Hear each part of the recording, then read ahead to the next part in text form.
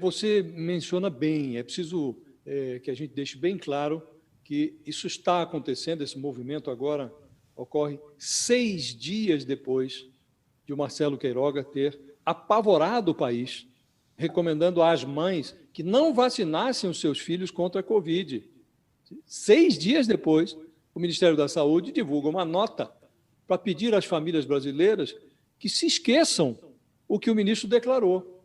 Está liberada novamente a vacinação dos adolescentes com mais de 12 anos. Quer dizer, na prática, o governo está pedindo aos brasileiros que se finjam de bobos para evitar a desmoralização do doutor Queiroga. A decisão de suspender a vacinação da rapaziada, que foi ecoada numa live em que o Queiroga apareceu ao lado do Bolsonaro na quinta-feira da semana passada, essa decisão se revelou um desastre instantâneo. Não havia dúvidas quanto ao desastre. A Anvisa reafirmou que a Pfizer é segura para adolescentes. 11 em cada 10 especialistas criticaram o ministro da Saúde. Governadores e prefeitos ao redor do país ignoraram o Marcelo Queiroga. Quando estados e municípios já haviam desligado Brasília da tomada, o ministro Ricardo Lewandowski, do Supremo Tribunal Federal, legalizou num despacho o que já tinha se consolidado como um surto de desobediência civil.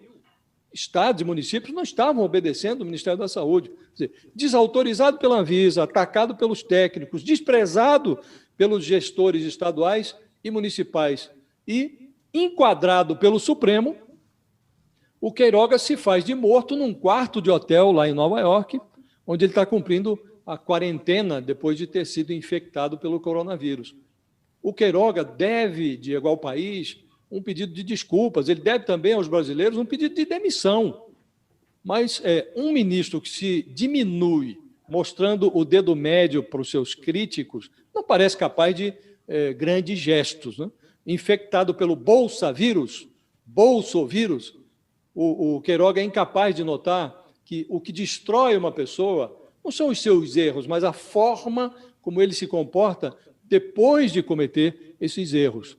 Então, nós estamos hoje com um ministro da Saúde, o quarto ministro da pandemia, que virou um asterisco, não tem a menor importância.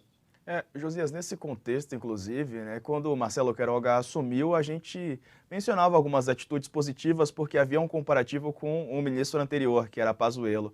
E aos poucos ele foi desconstruindo essa imagem, né, de médico, de alguém da área, essa imagem foi ficando de lado e ele se aproxima muito da imagem deixada por Pazuello, pelo menos é a minha impressão.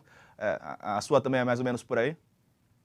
Eu chego a dizer, Diego, que ele é pior do que o Pazuello, porque do Pazuello não se esperava nada, era um militar, um general, que estava subordinado ao capitão e comandava ali uma intervenção militar no Ministério da Saúde, seguindo o lema segundo o qual um manda e o outro obedece. Agora não, você tem um médico, era presidente